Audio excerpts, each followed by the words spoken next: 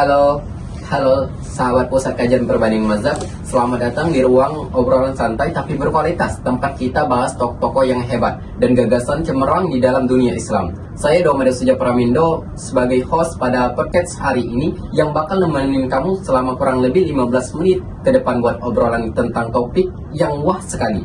Bisa dibilang klasik tapi terlalu relevan, yaitu rasionalitas dalam hukum Islam. Kita bakal ngomongin gimana sih cara para ulama dulu memadukan antara akal dan wahyu. Nggak cuman soal halal dan haram aja, tapi juga gimana sih Islam itu bisa tetap fleksibel dan adaptif di tengah perubahan zaman. Dan hari ini kita bakal fokus ke satu tokoh besar, yaitu Imam Abu Hanifah, pendiri mazhab Hanafi, salah satu sosok yang paling dalam sejarah Islam. Nah, biar obrolan kita makin seru, aku udah bareng narasumber yang luar biasa dari anggota Pusat Kajian Perbandingan Mazhab, di mana narasumber ini menulis di dalam bukunya mengenai pemikiran mazhab, yaitu Imam Abu Hanifah, Mbak Rodiyatul Adawiyah. Halo Mbak, apa kabar? Halo pendengar semuanya, Alhamdulillah kabarnya baik. Wah, senang sekali ya bisa diundang dalam podcast Pusat Kajian Perbandingan Mazhab. Dan tentunya kita akan membahas tentang Imam Abu Hanifah, bukan hanya masalah praktik hukumnya saja, tapi kita akan melihat bagaimana sih akal ataupun rasionalitas yang dipakai Imam Abu Hanifah ini dalam mengambil suatu hukum. Ya benar banget. Abu Hanifah ini kadang orang mikir ulama klasik itu cuma taat sama teks, padahal ternyata banyak banget yang justru rasional dan visional, ya. Iya, betul banget. Jadi dalam mazhab Hanafi ini, Imam Abu Hanifah tidak hanya menggunakan nas, tapi ia menselaraskan antara nas dan juga rasionalitas ataupun akalnya. Jadi tidak hanya fokus dalam nas saja. Itu yang lebih luar biasa lagi dari Imam Abu Hanifah. Nah Mbak, saya lihat di penelitian Mbak disebut bahwa dalam Islam itu kadang muncul dualisme antara agama dan rasionalitas. Bisa dijelaskan dikit maksudnya gimana Mbak? Wah, jadi gini, dalam mazhab Hanafi ini banyak sekali orang yang beranggapan ataupun masyarakat beranggapan bahwasanya antara akal dan juga agama ini tidak adalah dua hal yang berseberangan. Ibaratnya seperti ini ya, antara akal, jika kita lebih mengutamakan akal, maka itu akan membuat seseorang itu dianggap tidak kuat imannya. Padahal justru dalam hal ini akal itu diberikan oleh Allah Subhanahu wa taala itu sebagai anugerah. Jadi dalam hal ini Imam Abu Hanifah menegaskan antara akal dan juga agama itu bisa jalan selaras ataupun tidak berseberangan, asalkan ia tidak keluar dengan syariat Islam. Jadi akal itu memang anugerah dari Allah yang jika kita gunakan lebih baik, kita akan mendapatkan persoalan hukum, menjawab persoalan hukum itu lebih dalam lagi. Wah, keren banget. Jadi bukan berarti rasionalitas itu menyaingi agama, tapi justru jadi alat bantu untuk memahami agama secara bijak, gitu ya Mbak? Iya, betul banget. Jadi mazhab Hanafi, Imam Hanafi ini mengatakan bahwasanya jika kita berpikir secara kritis itu bukan berarti kita keluar dari jalan agama, tapi melainkan mendapatkan pemahaman lebih dalam lagi mengenai agama. Oke, kita kenalan dulu lebih dalam. Siapa sih sebenarnya Abu Hanifah ini dan kenapa beliau itu berpengaruh di dalam dunia Islam? Nah, ini bagian yang paling penting ya, dimana kalau kita membahas Imam Abu Hanifah, kita hanya tahu Abu Hanifahnya saja, tapi tidak tahu siapa sih Imam Abu Hanifah ini. Jadi Imam Abu Hanifah ini, nama lengkap beliau adalah Abu Hanifah Al-Nu'man bin Thabit. Beliau ini tinggal di Kufah, Irak, dan lahir pada tahun 599 Masehi. Beliau ini keturunan Persia, di mana memang beliau ini berasal dari keluarga yang kaya. Ayah ibunya itu pedagang, tapi keluarga kaya yang mempunyai keimanan yang tinggi terhadap Tuhan.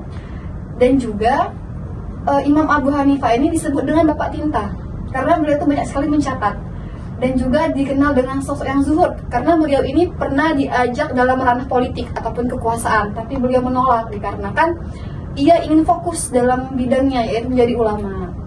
Wah, berarti beliau bukan cuma cerdas, tapi juga idealis banget ya? Betul banget. Jadi Imam Abu Hanifah ini tidak mau masuk ke ranah politik karena ia takut mengganggu objektivitasnya sebagai seorang ulama. Jadi ia memang hanya fokus untuk mengembangkan hukum Islam melalui nas dan juga akalnya. Nah Mbak, kalau ngomongin mazhab Hanafi, katanya mazhab ini paling rasional di antara lain. Kenapa beliau itu? Jadi dalam mazhab Hanafi ini beliau berbeda dari mazhab yang lain. Karena mazhab Hanafi ini beliau menggunakan akalnya. Tapi sebelum kita masuk mengapa beliau menggunakan akalnya, kita akan melihat metode istinbat dari mazhab ini, dari Imam Hanafi ini. Beliau itu sama seperti mazhab yang lainnya, imam yang lainnya, menggunakan metode istinbat hukum itu yang pertama adalah Al-Quran. Sumber hukum yang pertama kan Al-Quran kan. Jadi jika beliau tidak menemukan jawaban atas permasalahan tersebut dari Al-Quran, dia as-sunnah. Tidak ada juga ke-ijma. Keempat, kias. Nah, khasnya itu ialah memang istihsan. Dia menggunakan istihsan. Dan yang keenam itu ialah uruf ataupun adat istiadat. Yang ciri khas dari mazhab Hanafi ini, beliau menggunakan istihsan karena beliau itu tujuannya untuk melihat kebaikan dan juga kemaslahatan untuk masyarakat ataupun umat.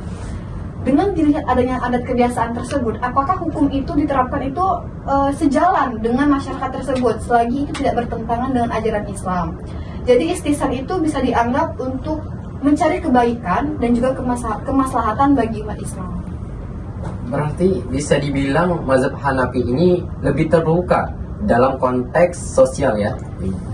Iya benar banget. Jadi dalam mazhab Hanafi ini, karena mazhab Hanafi, Imam Hanafi ini tinggal di wilayah heterogen di Irak, beliau kan tinggal di Irak, yang memang di situ Islam tidak boleh terlalu mengekang. Islam harus bersifat fleksibel, jangan kaku. Maka dari itu dengan menggunakan prinsip istihsan ataupun metode istihsan, diharapkan Islam itu bisa masuk ke dalam wilayah tersebut. Jadi Islam tidak kaku, fleksibel gitu. Tapi katanya metode istihsan ini sempat diperdebatkan ya Mbak? Nah benar sekali, karena banyak sekali ulama yang beranggapan metode istihsan tidak tepat. Salah satunya itu Imam Syafi'i. Imam Syafi'i itu beranggapan istihsan ini merupakan metode yang tidak baik untuk menetapkan suatu hukum. Karena menurut Imam Syafi'i, jika kita menggunakan metode istinbat hukum, istihsan hanya untuk pertimbangan kebaikan itu tidak ada maslahatnya. Sedangkan dalam hal ini Imam Hanafi menegaskan dan juga memberikan pendapat bahwasanya istihsan itu jika digunakan dengan baik, akal itu jika digunakan dengan baik akan menghasilkan sebuah hukum, menghasilkan satu kebaikan ataupun kemaslahatan bagi umat. Oh, kayak semacam akal sehat yang berlandaskan iman gitu ya Mbak? Nah, bisa dikatakan kita menggambarkan istihsan itu seperti itu. Oh, ngomong-ngomong, Abu Hanifah ini sendiri sempat nulis kitab nggak sih? Nah, untuk Imam Abu Hanifah ini, seperti yang kita ketahui banyak sekali kan kitabnya.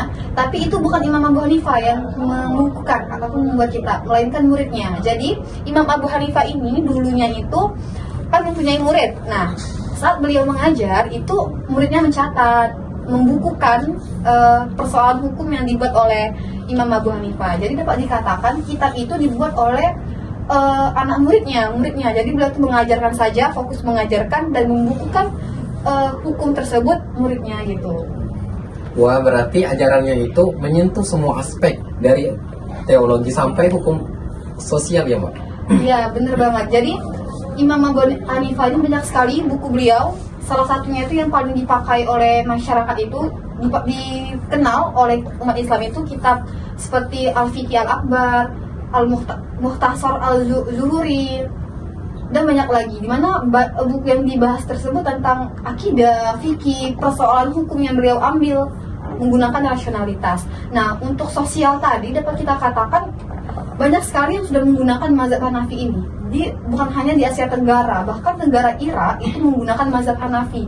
Bahkan Kesultanan otonom dulu yang telah berabad-abad itu menggunakan mazhab Hanafi. Jadi memang sudah tersebar lebih luas sekali mazhab Hanafi ini. Oh, kalau kita di bawah konteks sekarang ini, kira-kira nilai rasional Abu Hanifah ini masih relevan nggak sih? Oh, relevan sekali untuk menggunakan mazhab Hanafi ini ya, karena memang dia menggunakan pikiran, akal. Karena kan kalau zaman sekarang ini perkembangan hukum itu berkembang, masyarakat mengalami perubahan gitu. Jadi hukum juga mengalami perubahan. Dengan kita menggunakan metode istinbat melalui istihsan ini kan, persoalan hukum itu kan tidak ada dalam Al-Quran, pasti menggunakan istihsan juga. Jadi sangat relevan sekali untuk modern seperti sekarang, zaman sekarang gitu. Wah, keren banget. Jadi Islam itu sebenarnya bukan agama yang menolak minoritas ya.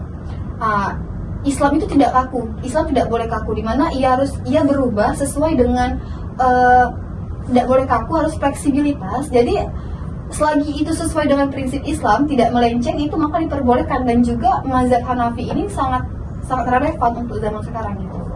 Wah, nggak kerasa ya. Udah hampir setengah jam kita ngobrol dari tadi. Aku benar-benar kagum sama sosok Imam Abu Hanifah, seorang ulama yang nggak cuma hafal teks, tapi juga punya pandangan yang luas realitas. Yang aku pelajari hari ini, Islam itu ternyata nggak harus kaku. Dia bisa lentur asalkan dasarnya tetap Quran dan Sunnah. Seperti yang diajarkan oleh Abu Hanifah di dalam narasumber ini ya Mbak? Ya, benar sekali. Itu menjadi tuntunan kita juga, bahwasanya akal dan juga agama itu bisa selaras asalkan memang sesuai dengan prinsip syariat gitu. Masya Allah, indah banget. Kalau aku boleh simpulkan, mungkin pelajaran dari episode ini adalah gunakan akalmu, tapi jangan lepaskan dari nilai-nilai iman. Terima kasih banyak ya Mbak ya, udah berbagi insight yang keren banget hari ini. Sama-sama Damada. Semoga bermanfaat bagi kita semua dan juga bagi pendengar Pusat Kajian Perbandingan Mazhab. Amin.